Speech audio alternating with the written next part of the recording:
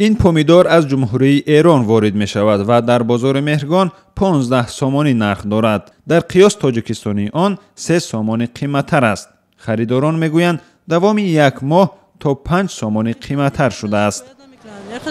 همه ایرانو را که میتیم سو میگم ازش خوب نیست، میگیم که ایران بود. سو میگن نورک تکنیک یا خیلی شکایت نمیکنه. برای نورک کلکوز راستی مزه‌شون خوبه، رنگ تابستانی.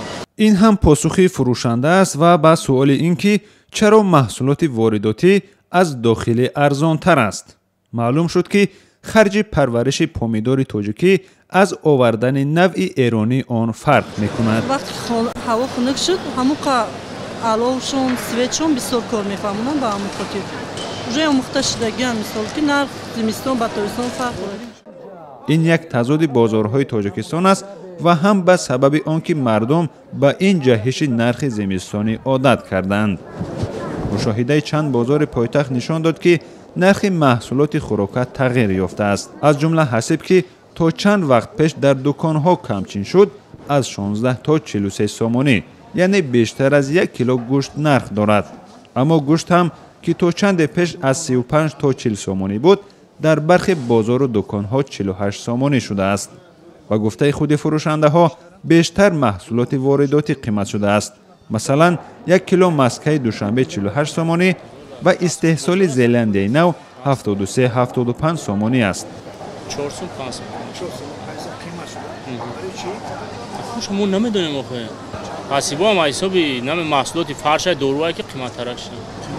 خریداران هم با این جهش های نرخ در بازارها مثل که عادت کرده اند. بیشتر آنها این تمایل را امری طبیعی میدانند. نخواهید کم و بیش از حساب استحصال کننده هم زیاد میشود. ما فقط سوداگران رو تنقید کردن نیستیم، چون که خواهید نخواهید سوق قیمت میشود. محصولات کم، زمستان محصولات کم میشود، کم که شد قیمت میشود. بهار زیادتر شد ارزان میشود. این قانونی بازار.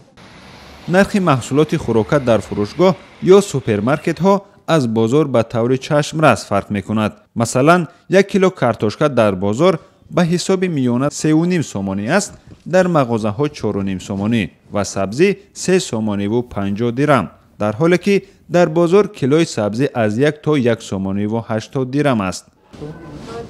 برعکس گرانشوی محصولات، فروشنده بازار مهرگان میگوید نظر به چند وقت اخیر کارتوشکا ارزان شده است.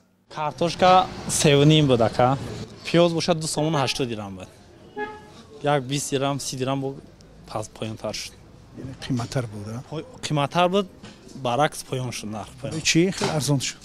ارزان طلبات سر دید که برای اون کمتر بود پستر شد. شادمان یتیم، میرزا نبی خالقزاد، آزادی دوشنبه.